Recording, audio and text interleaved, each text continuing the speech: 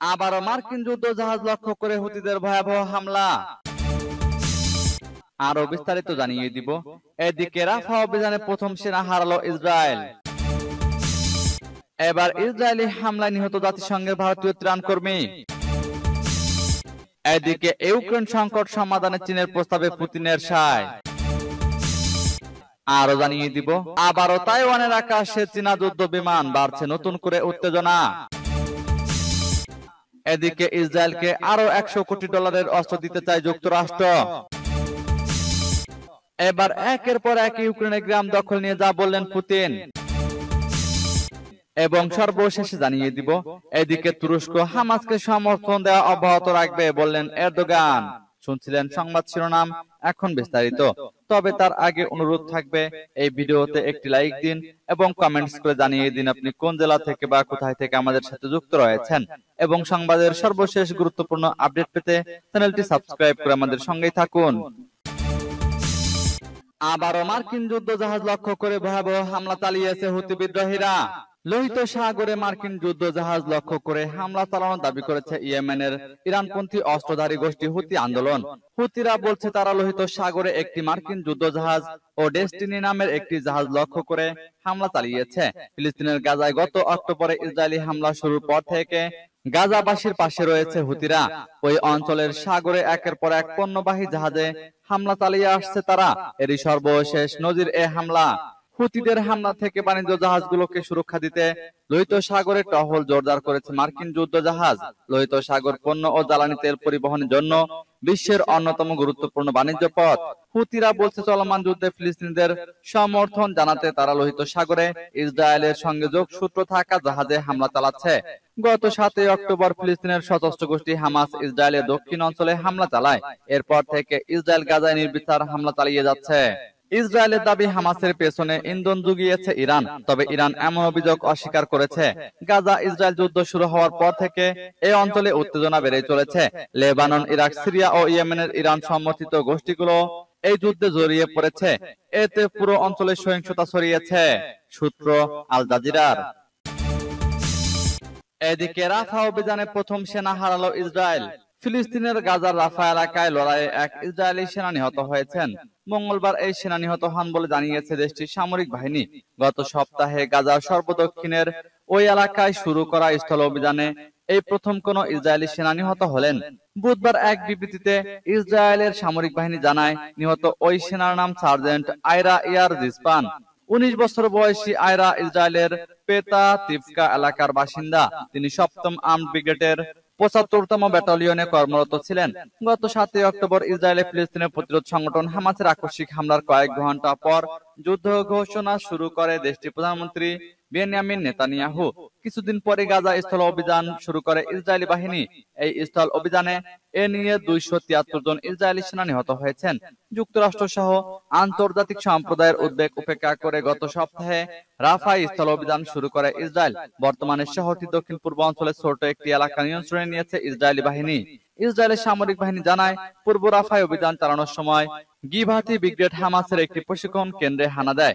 এ সময় কয়েকজন অস্ত্রধারীকে হত্যা এবং অস্ত্রশস্ত্র জব্দ করেন সেনারা। এবার ইসরায়েলি হামলায় নিহত জাতিসংঘের ভারতীয় ত্রাণকর্মী। গাজায় আবারও ইসরায়েলি হামলায় প্রাণ গেছে জাতিসংঘের ত্রাণকর্মীর। তবে এবার নিহত কর্মী একজন ভারতীয় নাগরিক। ইসরায়েলের হামলায় জাতিসংঘের বিদেশি কোন ত্রাণকর্মী নিহতের ঘটনা এই প্রথম। সোমবার এই ঘটনা ঘটে বলে জানিয়েছে যুক্তরাষ্ট্র ভিত্তিক সংবাদ মাধ্যম ওয়াশিংটন পোস্ট। এক বিবৃতিতে জাতিসংঘ জানায়, রাফার কাছের একটি হাসপাতালে যাচ্ছিল ত্রাণকর্মীদের একটি গাড়ি। এ সময় সেটিকে লক্ষ্য করে চালানো হয় হামলা। আহত হন 2 কর্মী। পরে হাসপাতালে নেওয়া হলে মারা যান একজন, তার নাম বৈভব অনিল। এই ঘটনায় শোক প্রকাশ করেছেন জাতিসংঘের মহাসচিব অ্যান্টনিও গুতেরেস। দাবি জানিয়েছে পূর্ণ তদন্তের। যদিও ইতিমধ্যে তদন্ত শুরুর কথা জানিয়েছে ইসরায়েলি বাহিনী। 7 মাসেরও বেশি সময় ধরে চলা ইসরায়েলি আগ্রাসনে এ যাবৎ জাতিসংঘের 190 জনের বেশি ত্রাণকর্মী প্রাণ হারিয়েছেন। এদিকে ইউক্রেন সংকট সমাধানে চীনের প্রস্তাবে পুতিনের সায়। ইউক্রেন সংকটের শান্তিপূর্ণ নিষ্পত্তির জন্য চীনের পরিকল্পনাকে সমর্থন দেওয়ার কথা জানিয়েছেন রাশিয়ার প্রেসিডেন্ট ভ্লাদিমির পুতিন। তিনি বলেছেন, বেইজিং এই সংকটের পেছনের কারণ ভালো বোঝে। বুধবার চীনের সিনহুয়া সংবাদ সংস্থায় প্রকাশিত পুতিনের সাক্ষাৎকার থেকে এসব তথ্য জানা গেছে। চলতি সপ্তাহে বেইজিং সফরে যাচ্ছেন রুশ প্রেসিডেন্ট।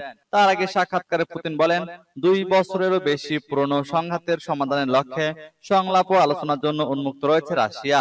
গত মাসে চীনা প্রেসিডেন্ট শি জিনপিং ইউক্রেন সংকট সমাধানে যে নীতির কথা বলেছেন, তাতে সংঘাতের পেছনের কারণগুলো বিবেচনা করা হয়েছে বলেও মত দেন পুতিন। তিনি বলেন, ইউক্রেন সংকট সমাধানে চীনের দৃষ্টিভঙ্গির ব্যাপারে আমরা ইতিবাচক। বেজিং সত্যি এই সংকটের মূল কারণ এবং এর বৈশ্বিক ভূরাজনৈতিক প্রভাব বোঝে। জার্মান চ্যান্সেলর ওলাফ শলজের সঙ্গে বৈঠকে শি জিনপিং ইউক্রেন সংকট সমাধানের লক্ষ্যে যেসব নীতির কথা বলেছেন, সেগুলোকে বাস্তব এবং গঠনমূলক বলেও মত দেন পুতিন। তার মতে, বেইজিং এর প্রস্তাব সিনাই যুদ্ধের মানসিকতা কাটিয়ে ওঠার ক্ষেত্রে সহায়ক হবে। আবারও তাইওয়ানের আকাশে চীনা যুদ্ধ বিমান, বাড়ছে নতুন করে উত্তেজনা। চীনের যুদ্ধ বিমান স্বায়ত্তশাসিত তাইওয়ানের আকাশে অনুপ্রবেশ করেছে। বুধবার তাইওয়ানের পক্ষ থেকে বলা হয়েছে, দ্বীপটির চারপাশে চীনের 45টি যুদ্ধ বিমানকে ঘোরাঘুরি করতে দেখা গেছে।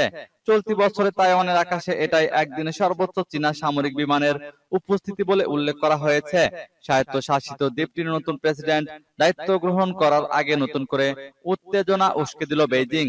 তাইওয়ানের প্রতিরক্ষা মন্ত্রণালয় জানিয়েছে, তারা পুরো পরিস্থিতি পর্যবেক্ষণ করছে এবং যথাযথ প্রতিক্রিয়া জানানো হয়েছে। তাইপের প্রতিরক্ষা মন্ত্রণালয় জানিয়েছে, 45টি চীনা বিমান সকাল 6টা থেকে তাইওয়ানের আশেপাশে 24 ঘন্টা পর্যন্ত ঘোরাঘুরি করতে দেখা যায়। তাইওয়ানের বর্তমান ভাইস প্রেসিডেন্ট লাই চিং-তে আগামী 20 মে স্বায়ত্তশাসিত দ্বীপটির নতুন প্রেসিডেন্ট হিসেবে দায়িত্ব নেবেন।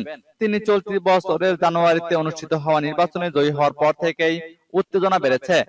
চীন সতর্ক করেছে যে তাইওয়ান নিজেদের স্বাধীন দ্বীপ মনে করলেও চীন বরাবরই একে তাদের মূল ভূখণ্ডের অংশ বলেই মনে করবে। প্রায় তাইওয়ানের আকাশ সীমায় প্রবেশ করে চীনা সামরিক বিমান, যদিও সরাসরি কখনো কোনো সামরিক অভিযানে তারা অংশ নেয়নি, কিন্তু এটা তাইওয়ানের জন্য বড় ধরনের একটি অস্বস্তির কারণ হয়ে দাঁড়িয়েছে। এদিকে ইসরায়েলকে আরো $100 কোটি অস্ত্র দিতে চায় যুক্তরাষ্ট্র। দখলদার ইসরায়েলকে $100 কোটি মূল্যের অস্ত্র সরবরাহ করতে চায় হোয়াইট হাউস। নতুন এই অস্ত্র সহায়তার মধ্যে ট্যাঙ্কের গোলাবারুদ, মর্টার এবং কৌশলগত সাজোয়া যান সহ অন্যান্য আরো সামরিক সরঞ্জাম রয়েছে। খবর বিবিসির। ফিলিস্তিনের গাজার শাসক গোষ্ঠী হামাসের বিরুদ্ধে যুদ্ধ করতে গিয়ে শেষ হয়ে আসা ইসরায়েলি অস্ত্র ভান্ডার পূর্ণ করতে এসব অস্ত্র দেওয়া হচ্ছে। গত সপ্তাহে মার্কিন প্রেসিডেন্ট জো বাইডেন বলেছেন, ইসরায়েল যদি গাজার রাফা শহরে বড় ধরনের আগ্রাসন চালায়, তাহলে তিনি অস্ত্র চালান বন্ধ করে দেবেন। তার এক সপ্তাহের মধ্যেই নতুন এই সিদ্ধান্ত এলো। এরপর গত শুক্রবার গাজা আক্রমণে ইসরায়েল কিছু ক্ষেত্রে আন্তর্জাতিক মানবিক আইন লঙ্ঘন করে যুক্তরাষ্ট্রের সরবরাহকৃত অস্ত্র ব্যবহার করেছে বলে মন্তব্য করেছে বাইডেন প্রশাসন। প্রকাশিত খবরে বলা হয়েছে, ইসরায়েলকে যুক্তরাষ্ট্র যেসব অস্ত্র দিতে চাচ্ছে, তার মধ্যে ট্যাঙ্ক খাতে $700 মিলিয়ন রয়েছে, $500 মিলিয়ন রয়েছে কৌশলগত যানবাহনে এবং $600 মিলিয়ন রয়েছে মর্টার শেলে।